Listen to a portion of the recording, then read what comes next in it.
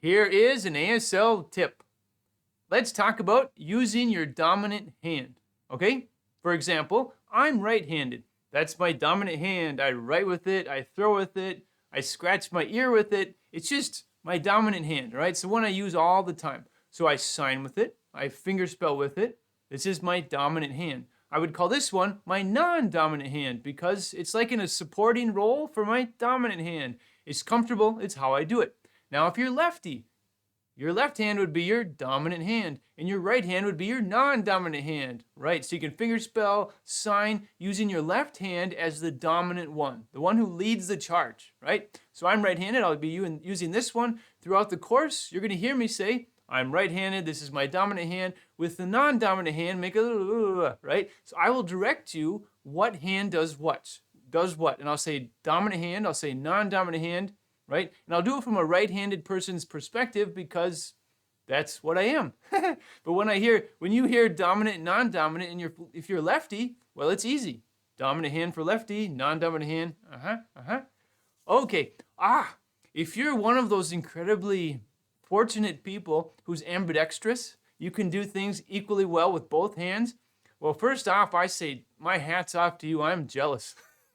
It's such a wonderful, it would be a wonderful skill to have. I would love to be ambidextrous. But keep in mind, for sign language, you're going to have to pick one hand.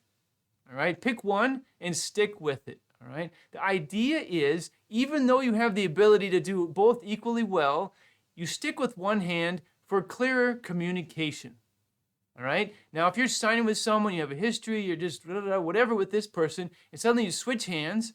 Now, it's not impossible to understand, but it just throws a possible kink in the chain, right? It's just not quite the same as it was before. There could be a communication barrier. It's possible. Now, are there situations where me as a right-handed signer, I might sign with my left hand? I might even fingerspell with my left hand. Yes, language is flexible. ASL is flexible. The general idea is to choose one hand and stick with it. But let's say life happens, right? Let's say I'm walking around, I'm holding my daughter. I'm holding my daughter with my right arm, right? And I need to sign something. Well, should I just toss her over? And then I need to sign with my right hand? No, just use your right hand for whatever you're doing, holding your kid, holding your groceries, whatever, and then just sign with your left hand. There's no rules. There's no hard and fast rule that said you have to, do things in life only one way. Same thing if you're left-handed and you're using your left hand to catch something or hold something and it's kind of indisposed at the moment, well, why not sign with your right hand? If we didn't, it would be like, wasting our resources. Okay, so yes, there are situations where it's just fine to sign with the opposite hand. Even if you want to practice, why not? Once you get out and communicating with people, the general idea, all right, with exceptions, they happen, but the general idea is to choose one hand as the dominant hand, right? For signing, for fingerspelling. It just sets a great foundation for more clear communication. Okay, so we just talked about how to use your dominant hand and why. So this was an ASL tip. Wonderful.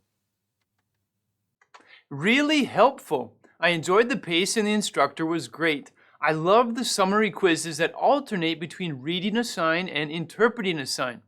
R. Scott left this review for our How Are You plus 30 Emotions course. Now this course, like all of our courses, is designed to include complete beginners. So if you have some skills, great. If you absolutely don't know anything about sign language, but you want to learn, great. We're going to teach you step by step by step. Now this is one of over 35 courses included in our ASL bundle. Tons of content, keep you signing like crazy, learning from scratch. And if you already know some, great, you're going to learn much, much more. Okay, if you're looking for a fun, relaxed environment, no stress, who needs the stress, where you can just jump in there, get signing, and start immediately, here you go. Go to ablelingo.com. Check out our stuff, explore it, preview the content, and make sure that our teaching style fits with your learning style. R. Scott, thank you for including us in your sign language journey.